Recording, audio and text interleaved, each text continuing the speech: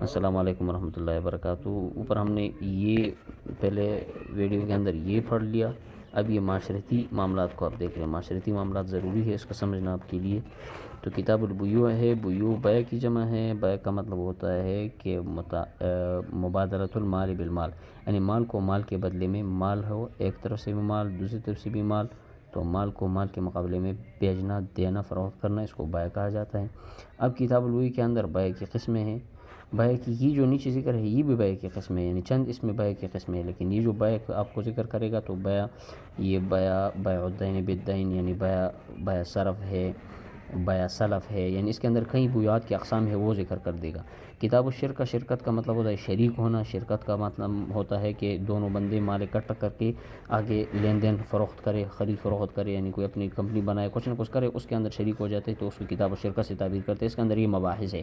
شرکت کی پھر تقریباً 3-4 قسمیں ہیں۔ ایک شرکت مفاوضہ ہے، مفاوضہ، عنان، ایک وجوہ، ایک فاسدہ۔ مفاوضہ وہ شرکت ہے جس کے اندر دونوں بندوں کا مال برابر ہو۔ عنان وہ مطلب ہوتا ہے کہ جس کے اندر ایک بندے کا مال زیادہ ہو۔ وجوہ کا مطلب ہے وہ شرکت جس کے اندر دونوں بندے، یعنی ایک کی طرف سے تو مال ہو لیکن دوسرا جو بندہ ہوتا ہے وہ اپنی ذاتی شخصیت، یعنی اس کی شخصیت اس کی ایسی ہے کہ وہ جان پہچان والی شخصیت ہے تو لوگ اس کے ساتھ لین دین کرتے ہیں، تو ایک طرف سے بندہ اس کے ساتھ شریک ہو جاتا ہے اپنے چہرے کے ساتھ۔ اور شرکت فاسدہ جو چند یعنی شرط فاسد کی وجہ سے جو شرکت فاسد ہو جائے اس کو شرکت فاسدہ کہتے ہیں۔ کتاب الصرف، صرف کا مطلب ہوتا ہے کہ نقد کے مقابلے میں، یعنی یہاں پر آپ کہہ سکتے ہیں نا کہ بیع الدین بالدین، عربی میں اس کی تعریف دین کے مقابلے میں ہے، یعنی دونوں طرف سے مال ہو لیکن سامان نہ ہو، سامان اس کے اندر ہو، دونوں طرف سے نقدی ہو، اس کی تعریف آپ کریں گے۔ نقدی کے مقابلے میں نقدی، اس کو بیع صرف کہتے ہیں۔ اب اس کی شرائط ہے، یعنی مجلس کے اندر قبض کرنا ضروری ہے، دونوں ایک دوسرے سے زیادہ نہیں ہوں گے۔ ربا، صرف پھرنے کو کہتے ہیں۔ اچھا، صرف پھرنے کو کہتے ہیں، اس میں سے دونوں ایک دوسرے کے مال کو پھر لیتے ہیں۔ کتاب الربا، باب الربا کے اندر کیا ہے؟ ربا کی جمع ہے، ربون کی جمع ہے، اور ربا کا مطلب ہوتا ہے بڑھوتری، ربا یربو، اس کا مطلب ہوتا ہے بڑھ جانا۔ تو کتاب الربا کے اندر وہ مباحث ذکر ہے جس کے اندر بندہ، اب ربا کی تعریف کیا ہے؟ ربا کی تعریف وہ ہے کہ وہ مال جو آپ کو بغیر عوض کے مل جائے، یعنی آپ لین دین کرتے ہیں، مال کا مال کے ساتھ لین دین کرتے ہیں لیکن اس میں آپ کو بغیر عوض کے کچھ مال مل جائے تو اس کو ربا سے تعبیر کرتے ہیں۔ یہ ہے کتاب الربا۔ اب کتاب الربا کے اندر کون سے مباحث ذکر ہے؟ کتاب الربا کے اندر وہ مباحث ذکر ہے جہاں پر ربا کی صورتیں بن سکتی ہے، یعنی کس بیع میں ربا کی کون سی صورت بن سکتی ہے۔ اب اور ایک دوسرے اس کے اندر ہے کہ شرائط ربا کیا ہے، یعنی ہمارے نزدیک کون سی علت ہے؟ ہمارے نزدیک اس کے اندر کیل ہے اور قدر ہے، یعنی قدر مع الجنس، یعنی کیل مع الجنس، وزن مع الجنس، یہ احناف کی نزدیک علت ہے۔ شوافی کے نزدیک ہے طعم اور ثمنیت۔ امام مالک رحمہ اللہ کے نزدیک طعم، ثمنیت اور ادخار ہے۔ اچھا، کتاب الحجر، حجر کا معنی ہوتا ہے روکنا، تو اس باب کے اندر وہ پڑھائی کی جاتی ہے کہ جو چھوٹے بچے کو، غلام کو، یعنی کسی بھی بندے کو روک لیتے ہیں تصرف سے، یعنی آپ بازار میں خرید فروخت نہیں کر سکتے۔ اقرار کا مطلب ہوتا ہے کہ کسی بندے کے پرانے حق کا اقرار کرنا، یعنی کسی ثابت شدہ حق کا اپنے اوپر اقرار کرنا کہ فلاں کا مجھ پر اتنی چیزیں لازم ہیں۔ کتاب الاقرار کے اندر اب مقر ہوتا ہے، ایک ہوتا ہے مقر جس نے اقرار کیا، تو ایک مقر لہو جس کے لیے اقرار کیا ہوتا ہے، مقر یعنی قاف کے نیچے، اور مقر لہو جس کے لیے اقرار کیا ہوتا ہے، یہ دو بندے ہوتے ہیں۔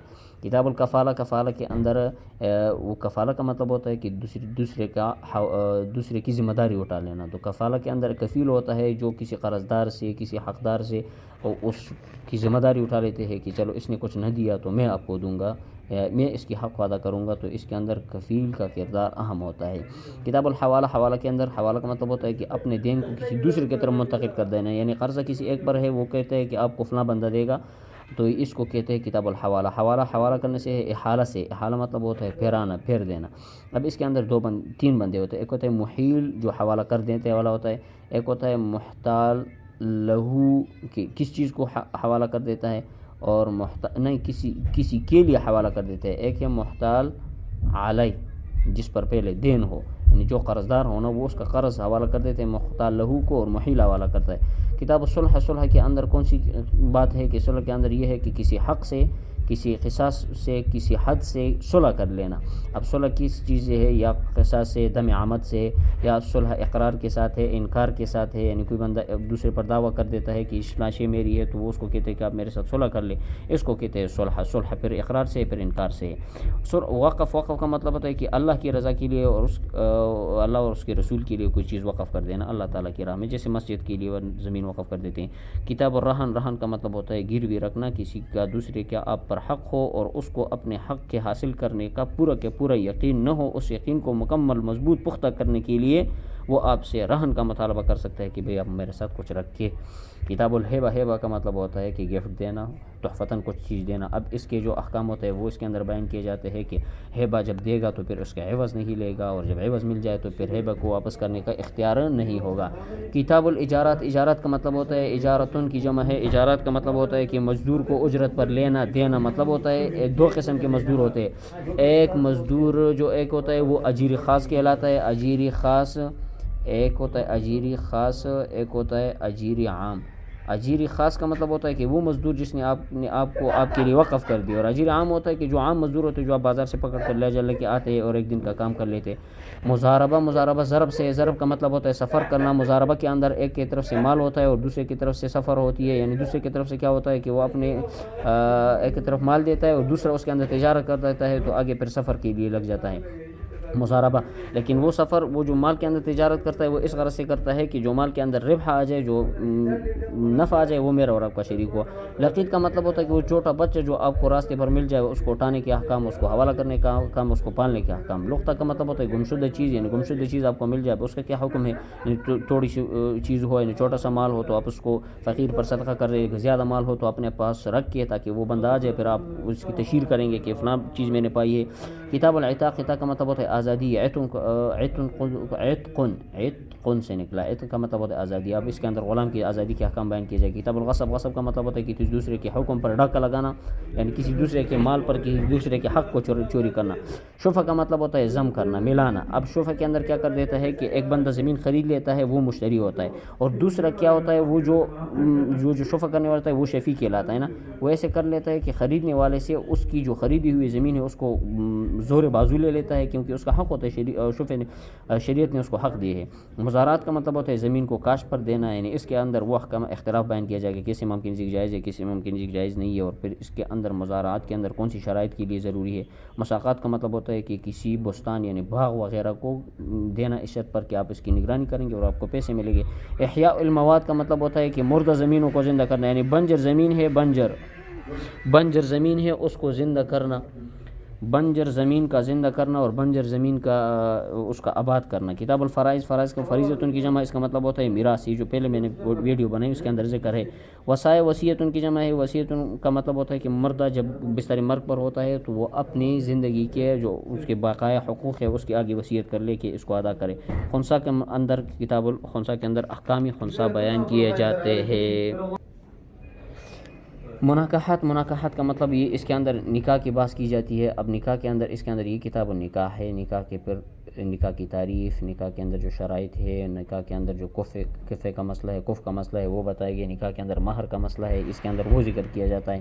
کتاب الرضا، رضا کا مطلب ہوتا ہے یہ رضا یرضع میں دودھ دینا، تو چھوٹے بچے کو دودھ دیا جاتا ہے. لیکن کب؟ کتاب النکاح کے بعد جب بچہ پیدا ہو جاتا ہے تو اس کو دودھ دیا جاتا ہے. پھر یعنی اب جو رضا کا مسئلہ ہے، یعنی مدت رضاعت کتنی ہے، کتنے سال میں یہ دودھ پلا سکتا ہے، کتنے سال کے بعد پھر یہ رضاعت ختم ہو جاتی ہے، اس کے اندر ائمہ کا اختلاف ہے.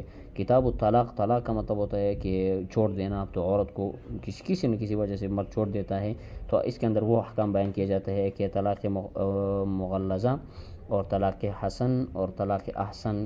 اس کے اندر طلاق مغلظہ وہ ہوتا ہے کہ ایک ہی وقت پر تینوں طلاق ایک دفعہ دینا. کتاب کے طلاق احسن وہ ہے مغلظہ، یہ مغلظہ ہے، یہ احسن ہے. احسن کا مطلب ہوتا ہے کہ جس طور میں آپ نے جمع نہ کیا ہو اس طور میں آپ ایک طلاق دے دے، پھر انتظار کرے، پھر دوسرے طور میں دے دے، پھر انتظار کرے، پھر تیسرے طور میں، یعنی پاکی کے اندر، یعنی حیض کے بعد جو پاکی آ جائے. ایک حسن کا مطلب ہوتا ہے جس میں آپ نے جمع کیا اسی میں دے دے، لیکن یہ حسن ہے.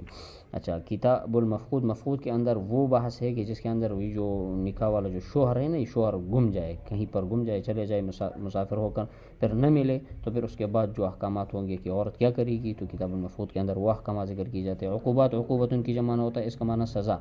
یہ سزا کو کہتے ہیں. اب کتنی سزائیں ہے؟ سزائیں کس وجہ سے ہے کہ نفس کے اندر جنایت کرنا، یعنی کسی انسان کے اندر جنایت کرنے پر جو آپ پر حکم لازم آتا ہے، جو آپ پر سزا لازم آتی ہے، اس کو جنایت کہتے ہیں. جنایت.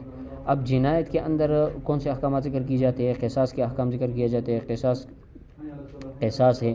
پھر قصاص کے آگے دیت ہے، یعنی قصاص کا مطلب ہوتا ہے بدلہ لینا، کسی بندے کو قتل کر کے دوسرا حکومت آپ سے بدلہ لیں گے، یہ قصاص ہے. قصاص کے بعد آپ دیت دیں گے. دیت کی پھر دو قسمیں ہیں، ایک ہے مغلظہ، ایک ہے مخففہ. دیت مغلظہ کے اندر پھر اختلاف ہے، دیت مخففہ کے اندر اختلاف ہے امام صاحب اور شافعی صاحب کا. کتاب میں تفصیل سے پھر ذکر کریں گے. کتاب الحدود. حدود کا مطلب یہ حد کی جمع ہے. حد کا معنی ہوتا ہے وہ مقرر سزا جو شریعت نے کسی جرم پر آپ کے لیے مقرر کی ہو، اس کو حد کہتے ہیں. اس کے اندر حد قذف ہے، حد قذف، سرقہ، زنا، ان کے حدود ہیں نا. سرقے کا حد ہے، زنا کی حد ہے، اور اس کے علاوہ اور حدود ہے. اسلام کا قانون تعزیرات، اس کے اندر تعزیر کا یہ جو لفظ ہے تعزیراتی، تعزیر کی جمع ہے. تعزیر کا مطلب ہوتا ہے کہ وہ سزا جو شریعت میں مقرر نہ ہو لیکن کسی جرم کرنے کی وجہ سے بندے پر سزا لازم آ جائے، تو اس سزا کو دینے کا حقدار حکومت ہے. یعنی حکومت اور سلطان امیر جو ہوتا ہے وہ اپنی طرف سے جو کچھ سزا وہ مقرر مناسب سمجھتا ہے وہ تعزیر کا. مخاصمات جھگڑے کو کہتے ہیں. اب جھگڑے کرنے کے بعد دو بندے جھگڑا کر جاتے ہیں، یعنی جھگڑے کے بعد وہ دونوں بندے آ جائیں گے قاضی کے پاس. اب قاضی کے لیے آداب ہے کہ کون سا بندہ قاضی بن سکتا ہے، اور قاضی کہاں پر بیٹھے گا؟ مسجد میں بیٹھے گا، کشادہ جگہ میں بیٹھے گا. پھر قاضی جو ہے وہ عالم بندہ ہوگا جو دنیا کے علم بھی رکھتا ہے، دین کا علم بھی رکھتا ہے. کتاب و شہادت کے اندر پھر قاضی جو ہے وہ گواہی سنے گا، تو شہادت کے اندر پھر وہ ذکر کی جاتی ہے کہ کس قسم کی گواہی قبول ہے، کس بندے کی گواہی قبول ہے، کس بندے کی گواہی رد ہے. ایک مرد و دو عورتیں برابر ہے. کتاب الوکالت کے اندر کسی دوسرے کو اپنا نائب بنا لیتے ہیں کہ آپ میرے طرف سے کوئی کام کر لے، تو جو نائب بنانے والا ہوتا ہے موکل کہلاتا ہے، جس کو بنایا جاتا ہے وہ وکیل کہلاتا ہے. تو موکل اور وکیل کے درمیان میں آپس میں لین دین کتاب الوکالت کے اندر بات کی. سب سیر کے اندر جہاد، یعنی جہاد کے احکام ہوتے ہیں کہ ایک جہاد دفاعی ہے، ایک اقدامی ہے. دفاعی کے احکام، اقدامی کے احکام. حاضر اور اباحہ. حاضر کا معنی ہوتا ہے روکنا، تو اباحہ کا معنی ہوتا ہے کہ اجازت دینا. یہ اباحت اجازت کو کہتے ہیں. تو روکنے کے اندر اس کے اندر وہ چیزیں ذکر کی جاتی ہے جو شریعت نے آپ پر بند کیے ہوئے ہیں، یعنی وہ جو کھانے کی چیزیں، بتانے کی چیزیں، پہننے کی چیزیں. اباحت کا مطلب ہوتا ہے کہ چیزوں کی آپ کو اجازت ہے.